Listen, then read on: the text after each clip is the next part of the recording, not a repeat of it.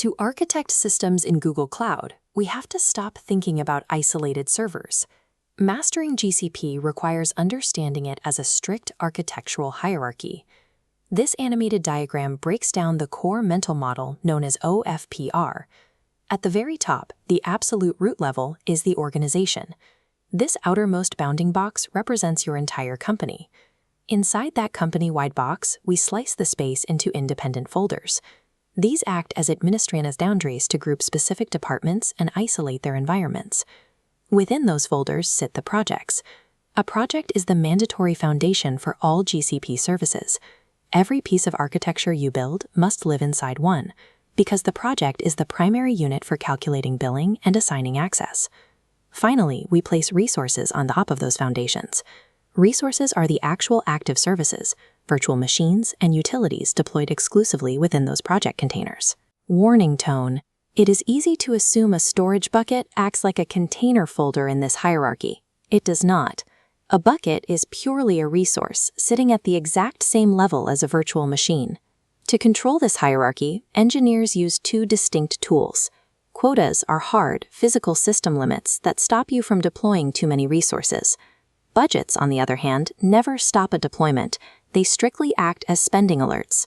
Without mapping every service to this exact OFPR framework, an enterprise risks severe billing anomalies and wide-open security vulnerabilities across thousands of unmonitored endpoints. Once the framework is set, an engineer has to select the right compute layer. This is a highly measurable optimization problem, balancing developer velocity against management load. In this matrix, compute engine sits on the high management axis. The engineer is fully responsible for manually patching the OS. Sliding toward developer velocity, we reach App Engine. This layer abstracts the hardware away, leaving a sealed environment where the engineer only deploys application code. That convenience comes with strict operational constraints. App Engine relies specifically on an app.yaml configuration file and requires the gcloud app deploy command to function. Pushing the slider to the absolute extreme of developer velocity brings us to Cloud Functions. This entirely removes the concept of underlying infrastructure. Instead of a single application server, Cloud Functions shatters the deployment into dozens of tiny, independent code snippets. They require zero infrastructure patching and remain dormant until triggered by incoming events.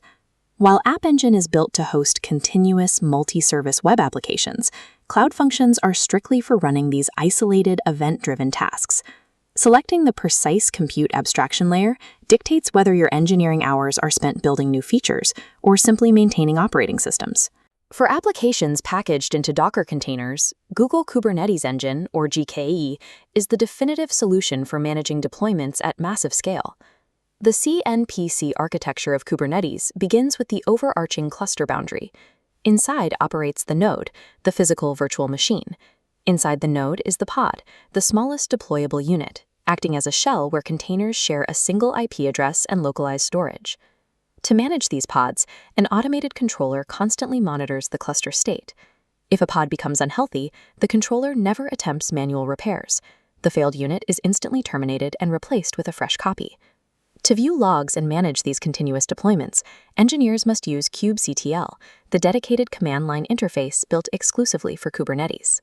By automating these replacements, Kubernetes shifts enterprise cloud infrastructure from fragile, manually repaired servers to highly resilient, self-healing automated fleets. Storing the data generated by these compute layers requires matching specific data shapes, access velocities, and geographical scale requirements to highly optimized storage paradigms. This matrix plots databases by scale and structure. Cloud Spanner sits in the global relational quadrant. Regional relational data relies on Cloud SQL. Shifting to non-relational, Cloud Bigtable is a wide-column store for petabyte-scale analytics and IoT. The distinction is structure. Bigtable handles massive analytical NoSQL, whereas Spanner handles relational workloads. For high-performance web backends, Firestore acts as an auto-scaling NoSQL document database. On the extreme edge for ultra-low latency is Memory Store, an in-memory Redis cache for sub-millisecond retrieval. Cautionary tone. Because it operates entirely in RAM, Memory Store is volatile. Any system shutdown permanently deletes all stored data. Finally, for unstructured blobs like images, videos, and backups, engineers rely on cloud storage and its object-based bucket system. Misaligning the database architecture to the actual shape of your data will inevitably result in severe latency bottlenecks or catastrophic budget overruns. Controlling those budget overruns requires managing the exact lifecycle states of your virtual machines to halt the persistent costs of underlying infrastructure. A stopped state drops CPU and RAM billing to zero, while persistent disk storage remains intact. A reset forces a reboot, where RAM memory is instantly lost, but the disk holds steady. A deleted state permanently destroys the instance and attached non-snapshot data. To preserve data before deletion, engineers use snapshots to back up a specific persistent disk, or rely on custom images to deploy pre-built VM templates with software already installed.